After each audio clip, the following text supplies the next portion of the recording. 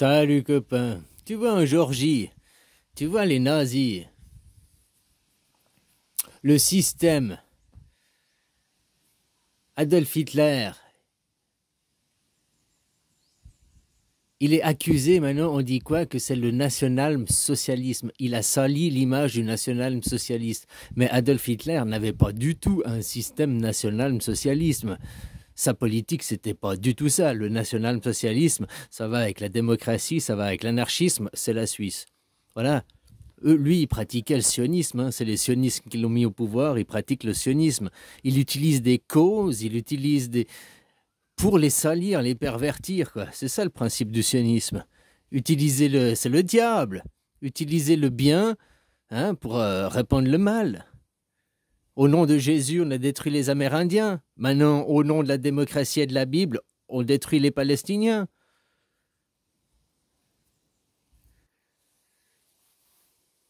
Le diable ne te dit pas je suis le diable. Si tu étais né dans un camp de concentration, si tu étais né chez les nazis, ils ne te diraient pas nous sommes les nazis. Parce que pour eux, ils ne sont pas nazis. Tu comprends ce que je veux dire? Toi, tu dis où l'étranger, l'étranger? Oui, mais l'étranger, pour lui, il n'est pas un étranger, c'est toi l'étranger. Enfin, le différent, quoi.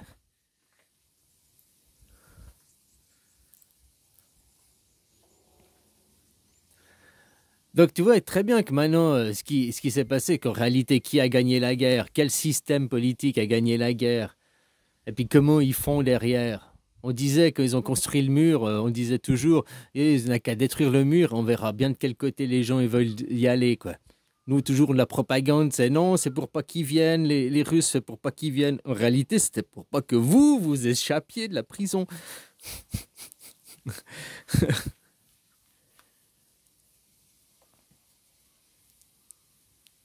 Et puis derrière, ils maintiennent, regarde ce qui se passe en Géorgie. En Géorgie, la présidente, l'ex-présidente qui maintenant refuse de quitter le... c'est les nazis, c'est les dictateurs qui fonctionnent comme ça.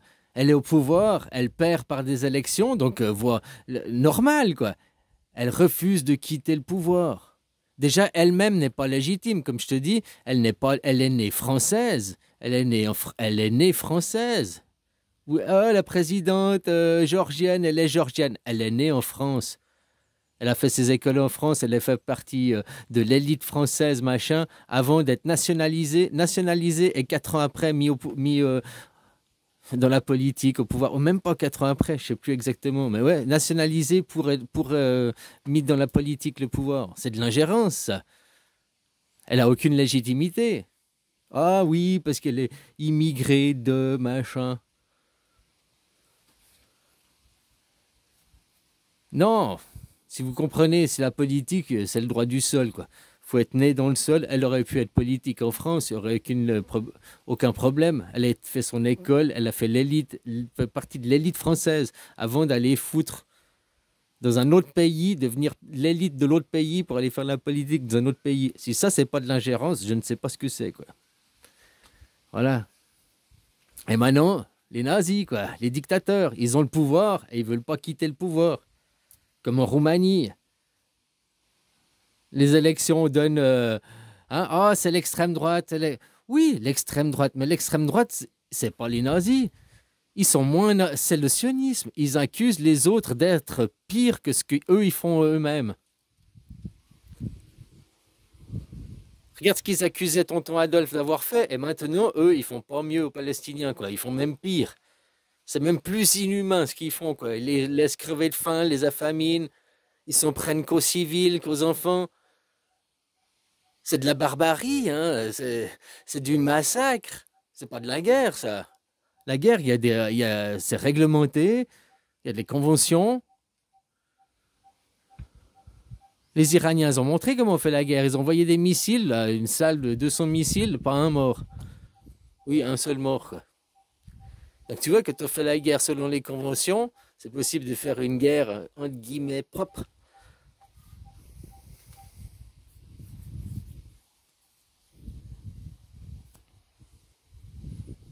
Alors non, toujours, ils pervertissent et ils salissent les images. Regarde ce qui se passe en Géorgie maintenant. Regarde ce qui se passe, tous ces pouvoirs tombent. Et puis qu'est-ce qu'ils font? On voit exactement la dictature, le communisme, hein. Regarde, même pour réveillon, j'ai entendu ça, pour Nouvel An, vous allez avoir droit à un couvre-feu. Allô, allô? Il y a quelqu'un dans le cerveau? Un couvre-feu, on t'annonce qu'on va faire un couvre-feu pour Noël, et les gens, vous n'êtes pas... là, vous gueulez pas dans la rue, quoi. Là, ça vous... Vous avez encore pas compris que... Un couvre-feu, allô, ça devrait vous alerter dans le cerveau, là. Un couvre-feu pour Noël. Non, mais depuis l'épidémie, depuis que hein, nous sommes en guerre, Troisième Guerre mondiale, elle a déjà commencé. Elle arrive bientôt aux 5 ans de la Troisième Guerre mondiale, mars 2020, la Carano. Nous sommes en guerre, le grand virus. Et il y a des gens qui se posent la question, là je parle dans les mainstream, dans ce que je peux voir hein, sur YouTube, là. Ils se posent la question si on ne serait pas aux portes de la Troisième Guerre mondiale, si on ne serait pas au début de... Mais mec, ça fait 5 ans que tu es dedans, tu as déjà les deux pieds dedans. Allô, allô, il y a quelqu'un dans le cerveau? Là, on t'annonce qu'il va y avoir un confinement, enfin, un couvre-feu pour le Nouvel An. Un couvre-feu, allô, ils utilisent le mot couvre-feu. Pourquoi? Pour limiter les risques de violence. Mais il n'y aura pas plus de risques de violence qu'il y a chaque année, à Nouvel An, quoi. On sait très bien comment c'est, les gars, ils se bourrent la gueule, après ils se tapent dessus, quoi.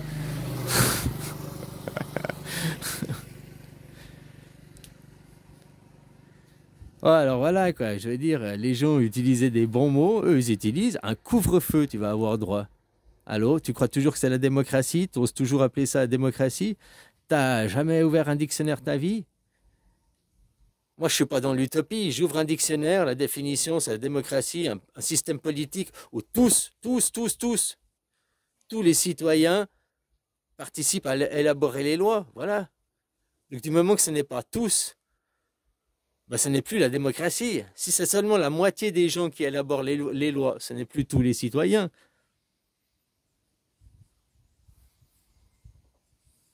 Ouais. Puis que c'est plus qu'une minorité de gens, 500 élus, 700 députés, même 1000 députés, eh ben, ça s'appelle l'oligarchie. Quand une minorité, un petit groupe, dirige et décide pour les autres. C'est la représentativité. Ils ont déguisé ça, maintenant ils appellent ça la représentativité. Mais ça s'appelle un système oligarchique. Oligarchie, de l'étymologie du mot, une minorité, un petit groupe qui dirige pour les autres, qui commande les autres.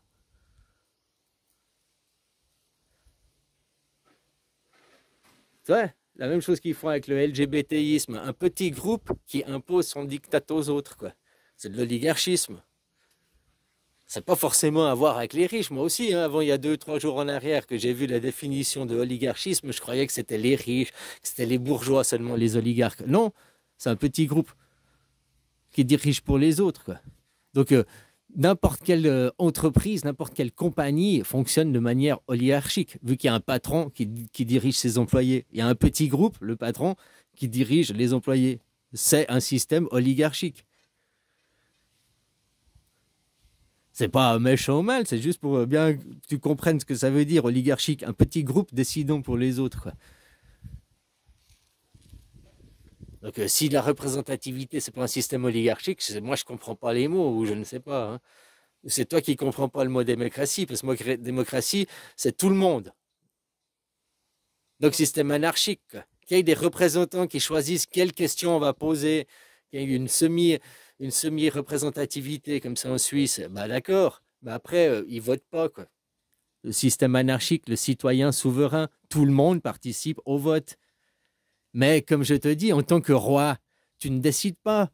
Bien sûr, tu peux influencer pour le oui ou influencer pour le non. Le Conseil fédéral donne son avis, mais l'opposition donne son avis aussi. On est influencé par les deux côtés. C'est ça la démocratie. Tu es influencé, comme ils refusent en Roumanie le bulletin, à cause d'influence. Mais c'est le principe même des élections, le principe même de votation. Tu vas te laisser influencer par un oui ou par un non.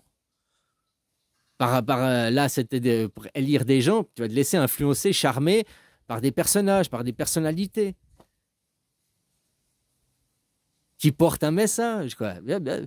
Après, est-ce qu'ils mentiront? Est-ce qu'ils respecteront leur message? Ça, je ne sais pas. En tout cas, tous ceux qu'on voit les politiques depuis en tout cas 50 ans, Ils respectent aucune de leurs promesses. Ils disent, ils ont des grandes promesses pour le peuple, et après ils font tout pour le sionisme, quoi, les oligarques. Hein. Alors voilà, quoi. Non, tu vois exactement. Maintenant, pose-toi la question, qu'est-ce que c'est vos vraies politiques derrière? On met quelqu'un qui n'est pas né dans le pays, qui vient d'un autre pays, on le nationalise, et hop, on le met président, et après il refuse de quitter le pouvoir, et il accuse les autres d'ingérence, il accuse les autres de ce que lui, il a fait, quoi. Enfin, la présidente, en l'occurrence, quoi. C'est qui la droite? C'est qui la droite? La vraie droite.